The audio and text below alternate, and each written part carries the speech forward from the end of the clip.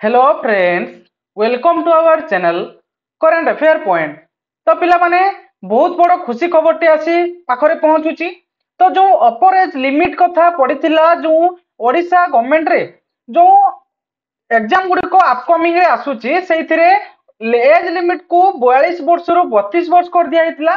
तो फाइनली आज जो कैबिनेट रे पांचटी प्रस्ताव निया हितला ता मध्यरु गोटे प्रस्ताव रहिछि कोन ना जो अपर एज लिमिट रिलेटेड सेइथिरे पिला माने तुम मानकर बयस सीमा को 32 वर्ष रु पुणी पिला माने 42 वर्ष करा जायछि।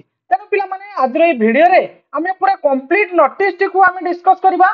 तुम मानकर जो एज रिलैक्सेशन दिया गला अपर एज लिमिट ताहा को मानक दिया गला एवं पिला माने ताहा केते वर्ष दिया गला तुम जानि गलो जे 42 वर्ष करे गला बुझौची। तो एटा पूरा कंप्लीट नोटिस टी को हमें पूरा ओडिया अनुवाद करी देखिनबा।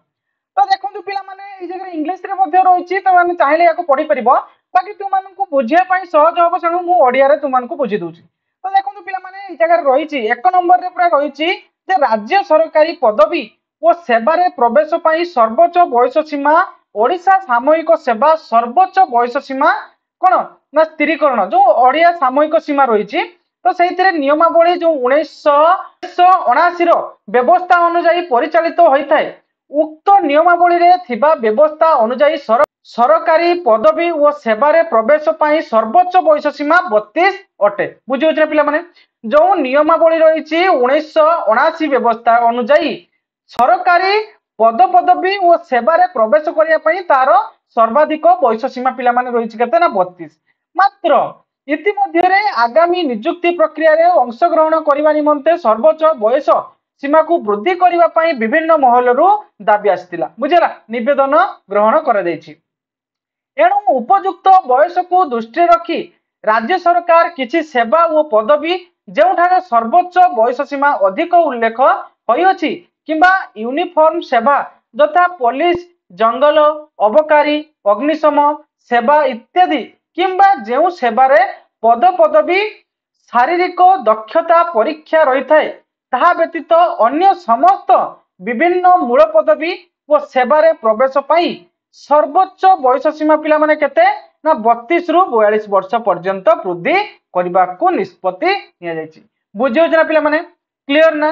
तो ए जो उल्लेख कराइछि यूनिफॉर्म सेवा गुडी को तथा पुलिस जंगल अबकारी अग्निशम व्यवस्था बुझला किंबा जेउ सेवा रे पद पदवी शारीरिक दक्षता परीक्षा रही थाए बुझौछि ता व्यतीत अन्य जो समस्त विभिन्न मूल पदवी रहिछि तो से सबु पदवी रे बयस सीमा को 32 रु वर्तमान करा गला केते ना 42 वर्ष। तो फाइनली पिला माने जो रहउचंदी अपर एज लिमिट पिला माने तो तुम मानको पई गोटे खुशी खबर मिली गला। एवं पिला माने देखंतु ओडिशा गवर्नमेंट जो देइछि 32 वर्ष रु 42 वर्ष ताहा आगो वर्ष को पुणी ए 32 रु 42 रखिबो कि नाही ता मध्य कंफर्म नो किंतु ए वर्ष तुम मानको आउ थरे चांस मिली गला आउ थरे सुवर्ण सुযোগ मिली गला। जो आगो को वैकेंसी आसुची ह्यूज अमाउंट रो जो एसएससी सीजीएल हो किंबा जो तुम मानकर आगो को जो एग्जामिनेशन रहउची कोन ना ओडिशा जो पुलिस रे जो एसआई रो एग्जामिनेशन ता पई मु आशा करछु पिला माने तो माने भलो भाबरे प्रिपरेशन करथुबो।